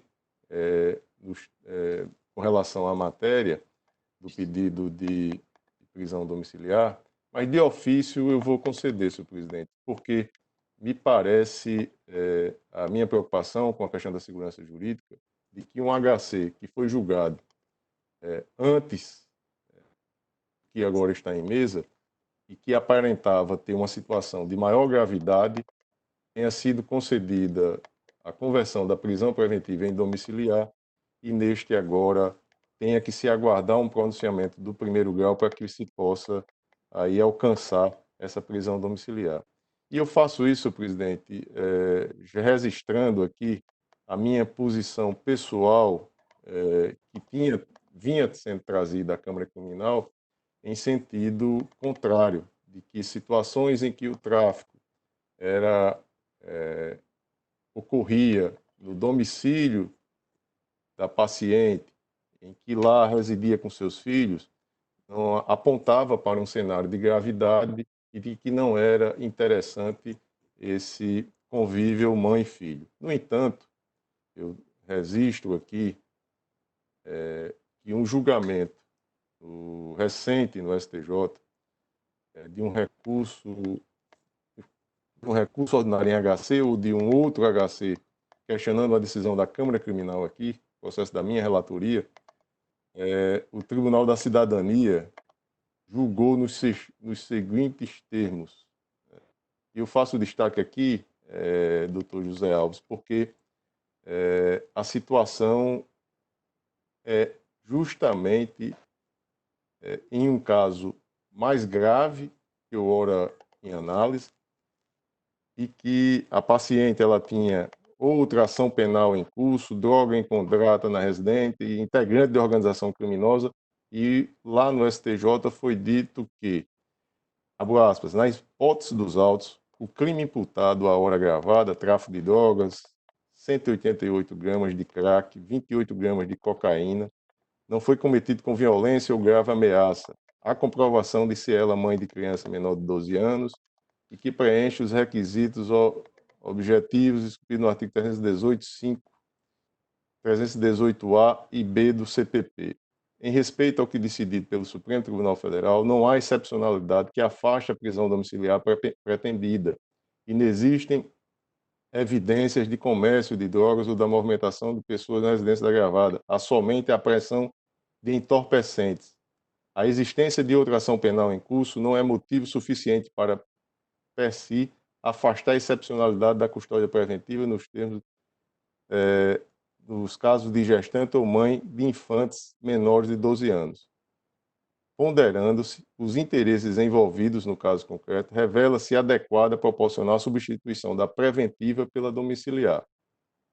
E aí, isso agora, 26 de maio de 2020, relatoria do ministro Sebastião Reis Júnior.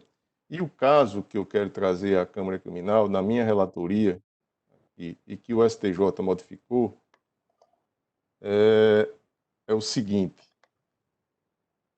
Na relatoria, deixe-me ver aqui quem foi o ministro Reinaldo Soares da Fonseca, julgado em 7 de fevereiro de 2020, questionando a decisão do HC 560-412, aqui do Rio Grande do Norte, em que eu fui o relator. E disse lá, Sua Excelência, que, aspas, o juízo processante especificou como situação excepcional para o indeferimento do pedido de prisão domiciliar a suspeita de que a paciente utilizava a própria residência para manter em depósito as substâncias entorpecentes. O tribunal local, por sua vez, reiterou que a paciente usava a própria residência para armazenar as drogas e, por isso, entendo ser evidente um risco à integridade física e psíquica da filha menor. Todavia, mesmo que se tratasse da hipótese de tráfico no lar, o ministro Ricardo Lewandowski, no HC coletivo 143641, São Paulo, examinando diversas pendências referentes ao acompanhamento do cumprimento da ordem do colegiado, em decisão proferida em 24 de outubro de 2018, concedeu a ordem para os casos similares ao ora em exame, univerbis. No caso, observa-se que a paciente é mãe de uma criança menor de 12 anos.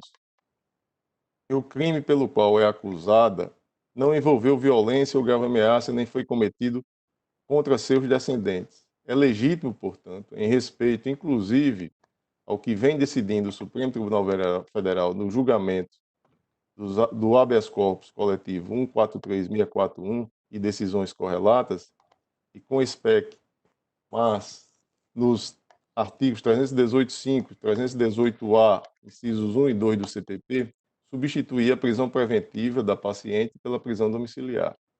Prevalecem, pois, neste momento, as razões humanitárias. A propósito, a fim de proteger a integridade física e emocional da filha menor e pela urgência que a medida requer, Mister autorizar a substituição da prisão da paciente pela prisão domiciliar.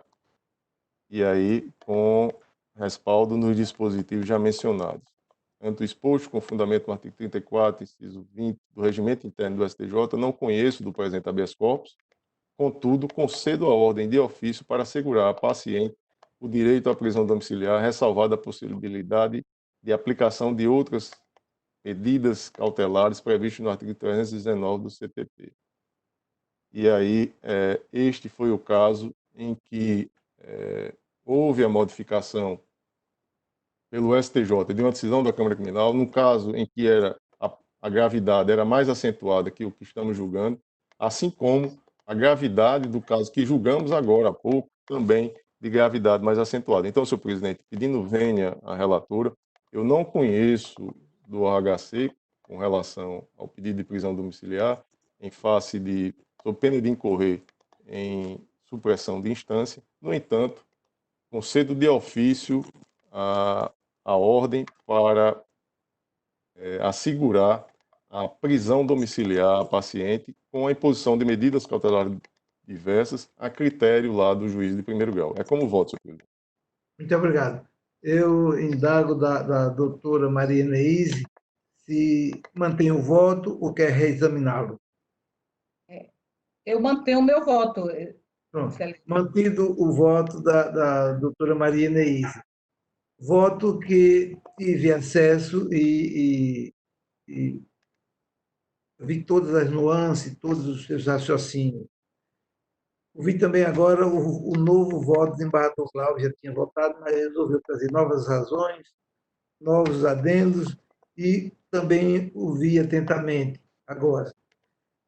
Me deixa numa posição em que preciso ter mais um aprofundamento para ter coerência com a minha linha de raciocínio ideológica na matéria, e por isso eu tiro o processo com vista para mim, prometendo trazê-lo com o voto na próxima sessão.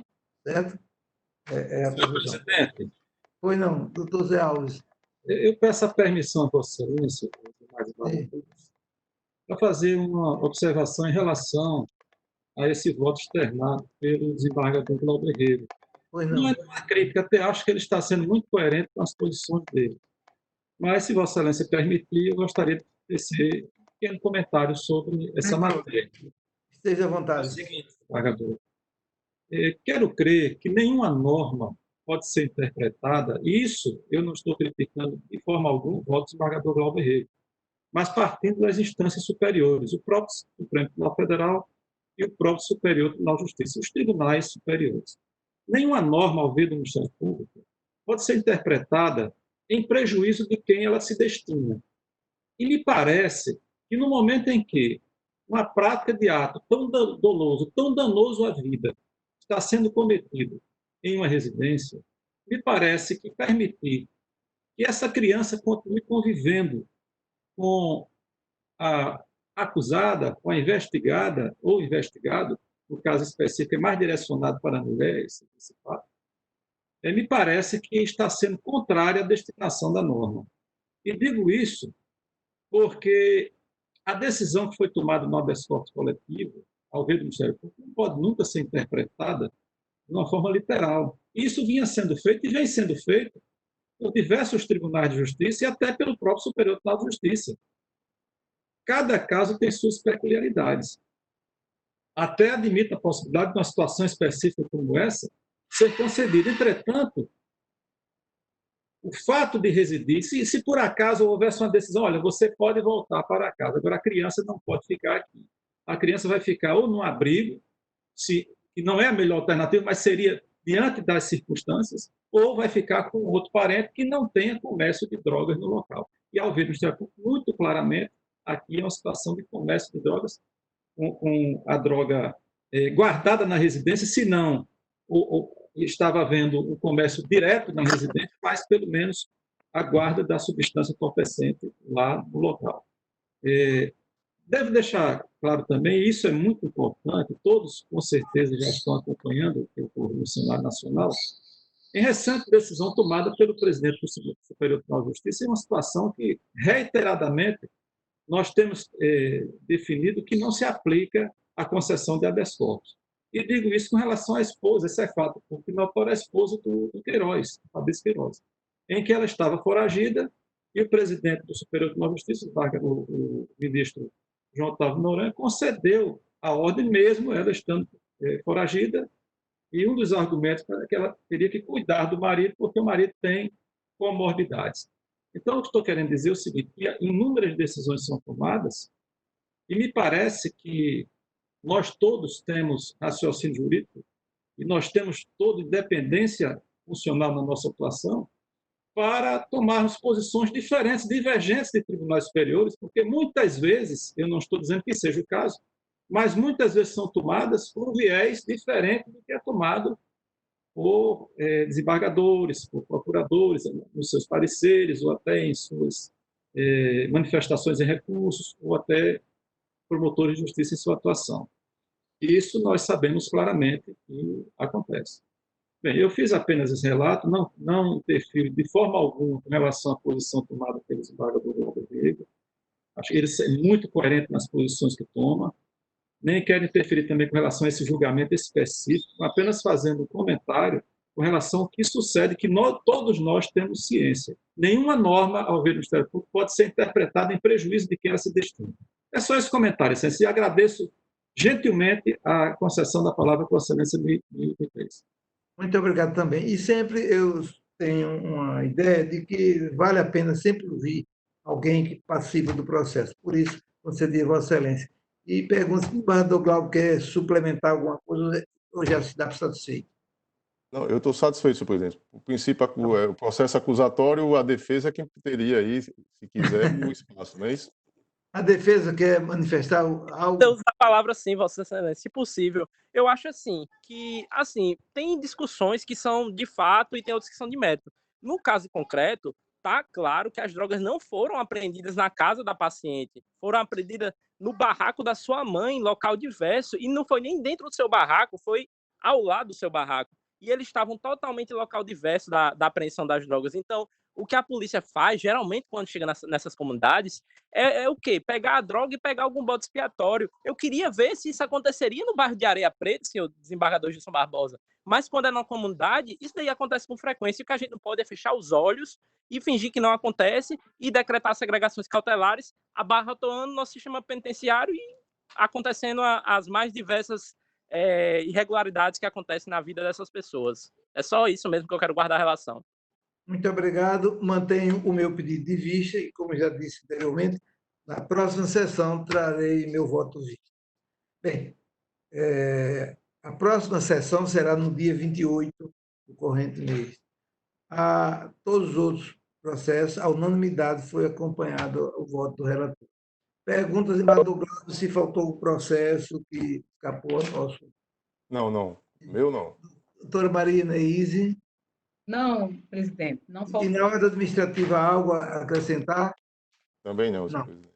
Então, agradeço a presença de todos, a compreensão e a manifestação técnica que cada um teve.